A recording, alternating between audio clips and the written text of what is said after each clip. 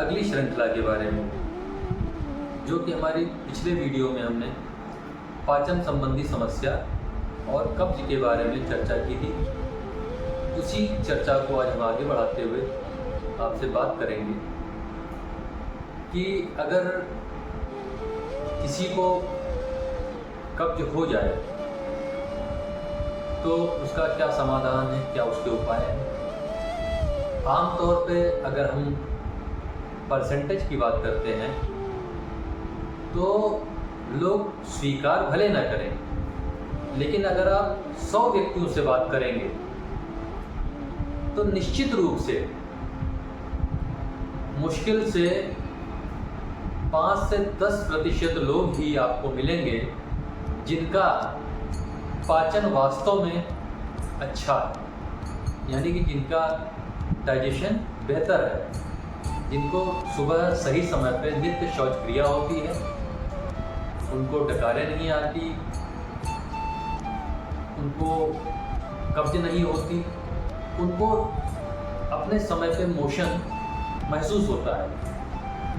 अगर हम बहुत से लोगों से मैंने बात की, बहुत सारे पेशेंट आते हैं मेरे पास, वो ये कहते हैं कि सर हमको टॉयलेट महसूस ही नहीं होती कि मुझे जाना है। इसका जो सबसे बड़ा कारण होता है कि हमारे जो मूवमेंट होते हैं, जो आपके जो मल को आगे बढ़ाते हैं धक्का दे के, जो कि आपको प्रेशर महसूस होता है, वो हमारे गलत खान पान की वजह से उनका मूवमेंट ख़त्म हो जाता है। तो आज हम मुख्य रूप से बात करेंगे कब्ज यानी कॉन्स्टिपेशन के बारे में, जो कि एक ज्वलंत मुद्दा है आजकल। कब्ज एक ऐसी गंभीर बीमारी है जिससे आपके शरीर के अधिकांश हिस्से प्रभावित होते हैं। आपका कब्ज से सर दर्द, खट्टी डकारें, जोड़ों में दर्द, हार्ट अटैक, नसों में ढीलापन, माइग्रेन और इस जैसी अनेकों बीमारियां होती हैं। यहाँ तक कि कब्ज के द्वारा जो है हार्ट अटैक भी हो जाता है। लोग समझ नहीं पाते हैं, गैस का इतना दबाव पड़ता है, बार बार पड़ता है, और उसकी वजह से हार्ट अटैक तक आ जाता है। तो दोस्तों, कब्ज एक ऐसी गंभीर बीमारी है कि हर व्यक्ति को इसे दूर करना चाहिए और अपने शरीर को स्वस्थ रखना चाहिए। और ये तभी संभव है जब आप जागरूक होंगे स्वास्थ्य को लेके, अपने शरीर को लेके। क्योंकि आप सोचिए कि ये जानलेवा तक हो सकता है। अगर आपने इसको सही नहीं किया, आपका लाइफस्टाइल अगर नहीं सही है, आप समय पे नहीं सुबह जागते, समय पे आप खाना नहीं लेते, समय पे आप सोते नहीं हैं, तो निश्चित रूप से आपको ये समस्याएं, हो सकता है कि आपकी अवस्था थोड़ी कम हो, आपको समय उस सारी समस्याएं उस तरह से महसूस ना हो, लेकिन उम्र के पड़ाव के साथ ही आपको दुनिया भर की समस्याएं होंगी। इसीलिए बार बार मैं सभी को ये समझाता हूँ कि अपने पेट को स्वच्छ रखिए, क्लीन रखिए, अपने आचार विचार और अपनी दिनचर्या को संतुलन में रखिए। अच्छी विचारें पढ़िए, अच्छी किताब पढ़िए, तभी आपका जीवन जो है संतुलन में आ जाएगा। तो कब्ज मुख्यतः 2 प्रकार का होता है। एक तो आपका सामान्य कब्ज होता है और दूसरा होता है पुराना कब्ज, जो लंबे समय से किसी को कब्ज है और हमेशा वो बना रहता है, ठीक नहीं हो पाता है। तो कब्ज के बारे में कुछ मैं आपको बताऊंगा जिससे कब्ज आप दूर कर सकते हैं। पहली चीज़ तो ये है कि आपको अपने भोजन में फाइबर वाली जो है वस्तुएं आपको अपने भोजन में शामिल करनी होगी, सलाद देना होगा, जैसा कि मैंने पिछले वीडियो में भी आपको बताया था।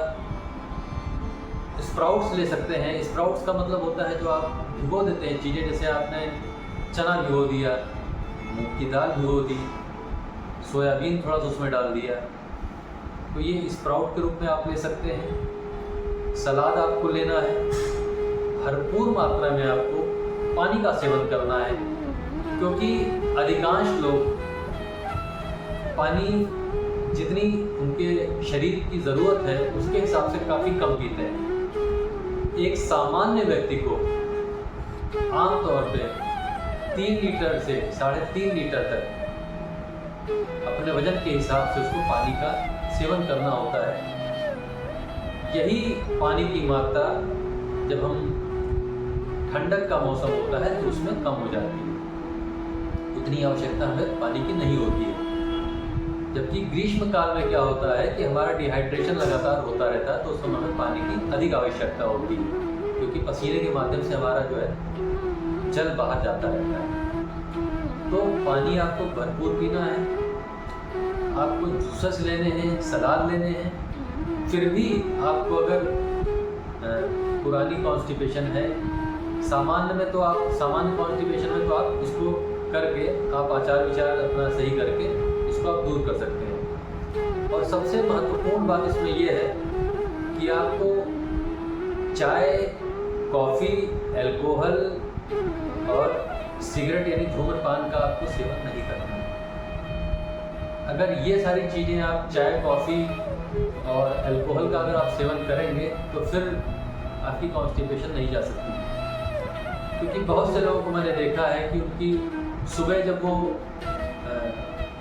शौच के लिए जाते हैं तो या तो तंबाकू का सेवन करते हैं, सिगरेट का सेवन करते हैं, और अधिकांश लोगों को मैंने देखा है कि वो बिना मुंह धोए फेट टी, जो कि बहुत ही गंदी आदत है, फेट टी का उसको नाम दे रखा है, और 1 कप, 2 कप, 3 कप, 4-4, 5-5 कप चाय पी लेते हैं। उसके बाद भी उनको प्रेशर नहीं महसूस होता है, क्योंकि आप शुरुआत करते हैं 1 कप चाय से, आपकी जो शरीर को उसकी आदत पड़ गई, धीरे धीरे 1 से वो 2 कप हो जाता है, यानी कि अब आपको 1 कप के बजाय 2 कप चाय की आवश्यकता है उस प्रेशर को बनाने के लिए, यानी आपको शौच क्रिया जाने के लिए 2 कप चाय की आवश्यकता है या कॉफ़ी की आवश्यकता है। धीरे धीरे ये 4-5 कप हो जाता है, उसके बाद भी आपको मोशन महसूस नहीं होते, यानी शौच के लिए आपको इंडिकेशन नहीं आते। अब क्या किया जाए? अगर ये समस्या हो रही है तो यहीं पे रुकना नहीं है आपको। आप या तो अपने शरीर को लेकर थोड़ा सा सक्रिय हो जाएं, सावधान हो जाएं। अगर आप चाहते हैं कि तंदुरुस्ती आपकी बरकरार रहे तो आपको पहला काम क्या करना है? आपको अपना रूटीन सही करना है। फिर भी अगर आपको हो जा रहा है तो उसकी मैं कुछ बता रहा हूँ, दवाइयाँ उसको ले सकते हैं। पहला काम आप ये करिए कि सुबह उठने के बाद आप 1 गिलास या करीब 250 ml आप गुनगुना पानी कर लीजिए। उस गुनगुने पानी में अपने वजन के अनुसार आप उसमें कैस्टर ऑयल या अरंडी का, जिसको तेल बोलते हैं, वो डाबर का भी मिलता है, पतंजलि का भी आता है, किसी भी कंपनी का आप ले सकते हैं, वैद्यनाथ का भी शायद आता है। जिस कंपनी का आपको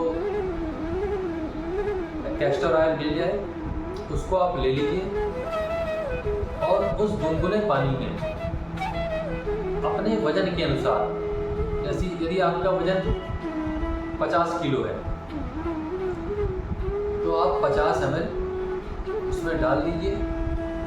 आपका वजन अगर 60 किलो है तो आप उसमें 60 ml डाल दीजिए, और उसको घोल के उसको आपको एक बार में ही पी जाना है। पानी ज़्यादा गर्म नहीं होना चाहिए, अथवा आप नहीं पी पाएंगे एक बार में, क्योंकि अगर आप घूट घूट करके कैस्टर ऑयल को पीने की कोशिश करेंगे तो चूँकि वो घी जैसा उसका स्वाद होता है, ऑयली होता है, तो आप नहीं पी पाएंगे हो सकता है। तो उसको एक बार में आप पीने का प्रयास करें। उसके बाद 15 से 20 मिनट के बाद आपको फिर 1 गिलास गुनगुना पानी पीना है।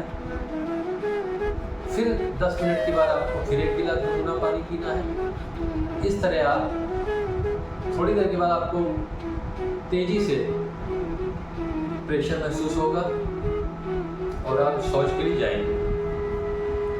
फिर आप लौट के आएंगे शौच से, पुनः आपको एक गिलास गुनगुना पानी लेना है और ये क्रिया आपको तब तक करते रहना है जब तक कि आपके शौच के माध्यम से जिस तरह आप पानी पी रहे हैं उसी तरह आपके टॉयलेट के माध्यम से पानी निकलने लग जाए, यानी एकदम क्लीन, यानी कि आपकी पूरी आंतें एकदम क्लीन हो गई। जिस एलिमेंट्री कैनाल यानी जिस आहार नाल जो हमारा मुंह से लेके आपके आंतों तक एनस तक शुरू खत्म होता है, ये पूरी आहार नाल है, इसकी जब तक क्लीनिंग पूरी ढंग से नहीं करेंगे, भाई हम घर में टंकियों की सफाई कर लेते हैं, लेकिन क्या हमारा जो शरीर है इसकी हम पूरी सफाई करते हैं? आयुर्वेद में कई दवाइयों के माध्यम से पूरा विरेचन किया जाता है, लेकिन आमतौर पे कोई व्यक्ति अपनी आहार नाल की पूर्णतः सफाई नहीं करता, जो कि हर 6 महीने पे अति आवश्यक है कि आप पूरी अपनी एलिमेंट्री कैनाल की सफाई करें। तो अगर आप ये करेंगे तो आपका पेट एकदम क्लियर हो जाएगा, आपको फ्रेशनेस महसूस होगी। इसके बाद अब आपको जब आपने ये कर लिया, आपकी टॉयलेट रुक गई, उसके बाद अब आपको भोजन में क्या लेना है, ये बड़ा ही महत्वपूर्ण है। आपको जो ये मूंग की दाल होती है छिलके वाली, ये छिलके वाली मूंग की दाल की पतली खिचड़ी लेनी है और उसमें 5 से 6 चम्मच देसी गाय का शुद्ध घी आपको इसमें डालना है और कम मात्रा में आपको उसको लेना है। पूरे दिन आपको हल्का भोजन और सुपाच्य भोजन ही करना है, कोई भी गरिष्ठ वस्तुएं आपको प्रयोग नहीं करनी है, क्योंकि आपकी जो आंतों का चिकनाहट है वो पूरा समाप्त हो जाता है जब आप पूरा क्लीनिंग कर लेते हैं अपनी इसके माध्यम से। जब आप कैस्टर ऑयल ले लेते हैं तो पूरा साफ हो जाती है गंदगी। तो अब आपको आंतों की लुब्रिकेशन चाहिए, यानी चिकनाई चाहिए। तो जब आप ये लेते हैं तो पूरा लुब्रिकेशन हो जाता है और आपकी आंतों को पोषण मिलता है। हल्का सुपाच्य भोजन लेने से आपका पेट हल्कापन महसूस करता है। ये प्रक्रिया आपको करनी है, इससे आपकी आंतें क्लीन हो जाएंगी और आपको हल्कापन महसूस होगा। तो ये एक प्रयोग विधि आज मैंने बताई है। अगर आपको ज़्यादा गंभीर तरह से हो रही हैं समस्याएं तो आप ये प्रयोग कर सकते हैं, लेकिन जो भी आप प्रयोग करें किसी उचित डॉक्टर की सलाह से ही उपयोग करें, क्योंकि हो सकता है कि आपको उसके अलावा भी कोई और समस्या हो। तो बेहतर होगा कि किसी चिकित्सक के मार्गदर्शन में ये सारी जो है प्रक्रिया की जाए, तो बेहतर होगा, आपको किसी तरह की असावधानी नहीं होगी और आपकी चीज़ें सही रूप से होंगी। तो पहला ये तरीका हमने आपको बता दिया कि आप ये कर सकते हैं।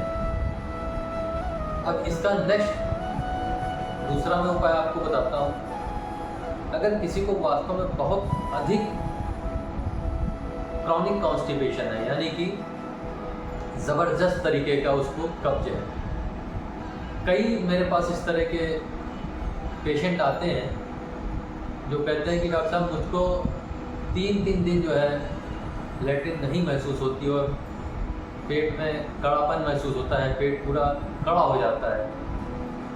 तो ये कितनी गंभीर बात हो सकती है, इसका आप अंदाज़ा लगा सकते हैं कि कोई 3 दिन 4 दिन अगर कोई किसी को मल त्याग नहीं कर रहा है तो उसको किस तरह की समस्या हो सकती है, और खाना वो खा रहा है।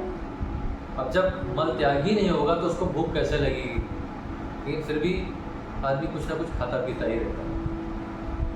अगर इस तरह की कब्ज किसी को क्रॉनिक है, पुरानी कब्ज है, बनी रहती है, 3 दिन मल नहीं होता, तो उसके लिए आपको मैं नुस्खा बता रहा हूँ। ये नुस्खा भी आप किसी उचित आयुर्वेदिक डॉक्टर के मार्गदर्शन में करें तो आपके लिए बेहतर होगा, क्योंकि आपकी असली स्थिति का अंदाज़ा वही बता सकते हैं देख के।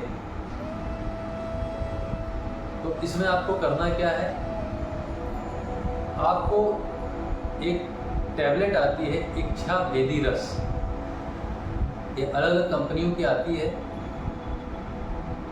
मैंने जो उपयोग किया है वो, जिसका मुझे अच्छा रिजल्ट मिला है, वो वैद्यनाथ कंपनी का है। तो वैद्यनाथ कंपनी का इच्छा भेदी रस का 2 गोली आप सुबह उठिए और उसको आप 2 गोली ले लीजिए हल्के गुनगुने पानी से, और उसके बाद आपका मोशन शुरू हो जाएगा। एक बार मोशन जाइए, फिर आप पानी पीजिए, पुनः फिर जाइए, फिर पानी पीजिए। इस तरह आप कम से कम आपको 12 से 14 बार आपको शौच जाना पड़ सकता है। पेट आपका क्लियर हो जाएगा पूरी तरह से। जिस तरह आप पानी पी रहे हैं उसी तरह पारदर्शी पानी आपके पेट से स्वच्छ निकलेगा। पूरी आपकी एलिमेंट्री कैनाल एकदम क्लीन हो जाएगी। हो सकता है आपको थोड़ा सा कमजोरी महसूस हो। ये कमजोरी एक्चुअली कमजोरी नहीं होती, जो कचरा है आपके शरीर में, कई वर्षों का जमा हुआ कचरा है, वो सब निकल जाएगा। ये प्रक्रिया आप 3 से 4 महीने में एक बार कर सकते हैं। लेकिन पुनः मैं कहूँगा किसी आयुर्वेदिक डॉक्टर की या किसी भी डॉक्टर की मार्गदर्शन में ही आप ये दवाइयाँ लें। और खाने में आपको वही खाना है जैसा कि मैंने बताया था। छिलके वाली मूंग की दाल की पतली खिचड़ी, 5 से 6 चम्मच देसी गाय का शुद्ध घी डाल के उसको आपको लेना है। पूरे दिन आपको हल्का, सुपाच्य और संतुलित आहार लेना है। आप हल्का महसूस करेंगे, आपकी सभी समस्याएं, गैस, खट्टी डकार, ये सब समाप्त हो जाएंगी। नेक्स्ट जब अगला दिन होगा उस दिन भी आप सुपाच्य और हल्का भोजन ही करें। बहुत ज़्यादा गरिष्ठ भोजन, बहुत ज़्यादा ऑयली, बहुत ज़्यादा मसाले का भोजन ना करें। तो ये कुछ महत्वपूर्ण जानकारियाँ सामान्य कब्ज और पुरानी कब्ज के बारे में। तो आज के लिए इतना ही। अगर आपके कोई सवाल हो तो आप कमेंट के माध्यम से हमसे पूछ सकते हैं। कोशिश करेंगे कि आपके हर एक सवाल का जवाब दें। बहुत बहुत धन्यवाद।